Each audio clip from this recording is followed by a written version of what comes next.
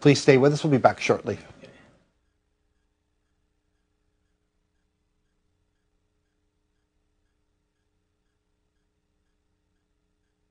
Thought it should have meant, namely that the state will not interfere in religions, except, of course, to maintain public order, and will be neutral to who will be in government, who will get promoted, who will get admissions on the question of religion.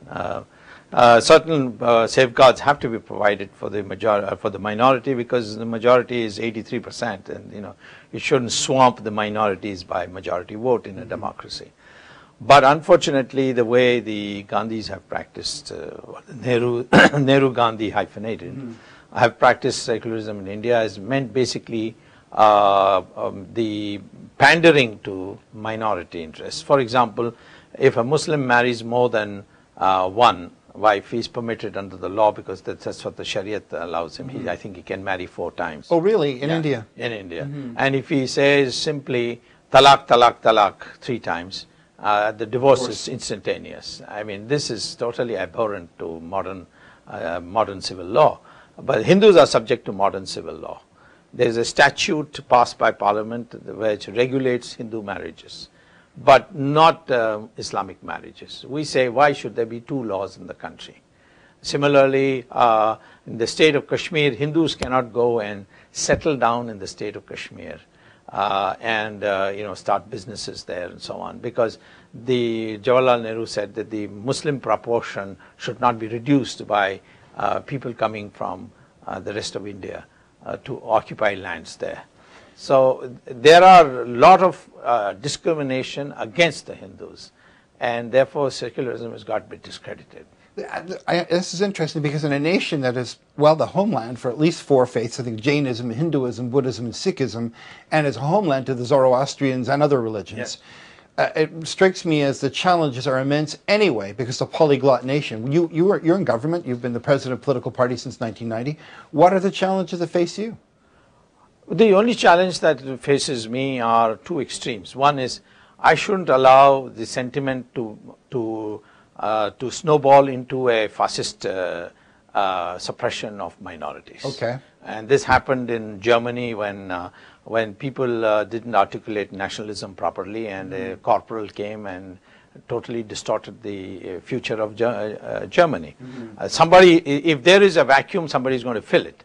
And there is a vacuum today on an enlightened view of Hinduism. They want a Hindu identity, they want an Indian identity which is in synchronization with Hindu identity. Those urges are there, somebody has to do it. Racial politics. It's not racial, there's nothing racial about India. The DNA science research has now shown that we are all the same people. Right. We didn't come from anywhere abroad, we are all indigenous to India.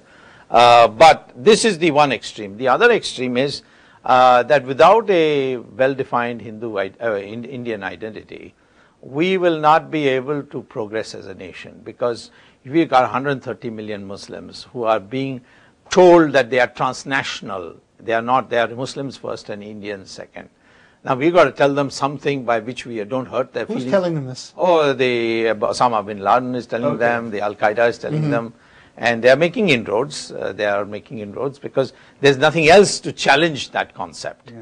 And we have to do that, and we have to define an Indian identity where Muslim has to place Indian interests above even their religious interests. Now, as I understand it, there's a system of reservations or quotas for hiring and placement in certain positions, applying for school, etc.